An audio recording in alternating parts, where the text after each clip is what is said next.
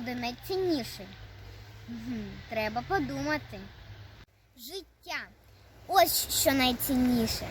Але тут не все так просто. Життя дає та підтримує матінка природа завдяки своїм дарам. Я вам доведу прямо біля свого дому, що усі дари природи є навколо нас, і без них ніяк неможливо жити.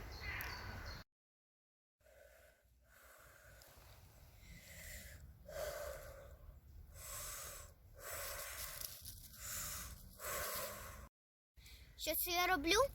Так це ж одна з головних умов життя. Я дихаю. А для цього мені потрібне чисте повітря. Без нього ніяк. В повітрі є кисень. Він потрібен усім живим істотам. Людинам, рослинам та тваринам. Для життя. Без повітря зникне життя. Без повітря людина може жити не більше 5 хвилин.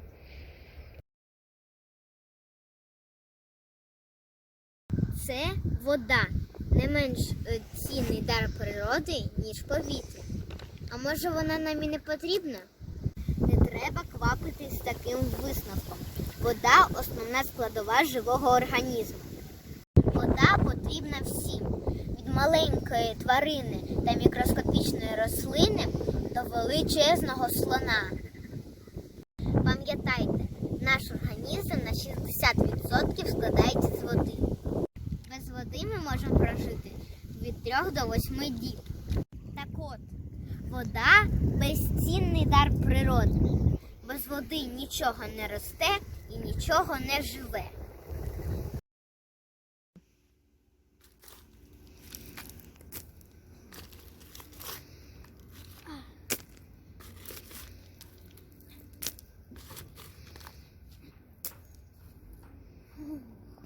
Навіщо нам такий дар природи, як ґрунт? Напевно, щоб примушувати нас працювати. Ні, справа далеко не в цьому. Ґрунт потрібен рослинам і тваринам, які утворюють ланцюги живлення і підтримують життя одне одного. А людство внаслідок такої взаємодії отримує їжу, кисень, чисте повітря, а отже, життя. А ще квіти, які я виростив, щоб подарувати своїй матусі. У неї буде гарний настрій, а у мене щасливе життя. Тварини і рослини – цінний дар від природи. Вони підтримують наше життя та дарують задоволення. Бо хто ж не любить сходити в зоопарк, гладити котиків чи собачок?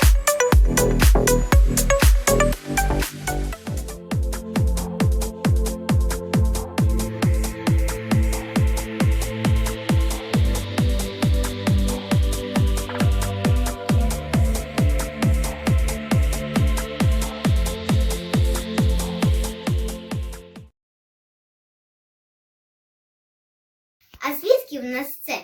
Такі речі дає такий дар природи, як корисні копалини.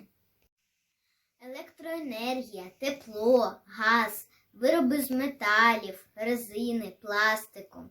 Навіть мамини прикраси. Це все вікова праця природи, внаслідок якої утворилися корисні копалини. Підіб'ємо підсумки. Природа подарувала нам все, що нас оточує. А найскладніший дар природи – це людське життя.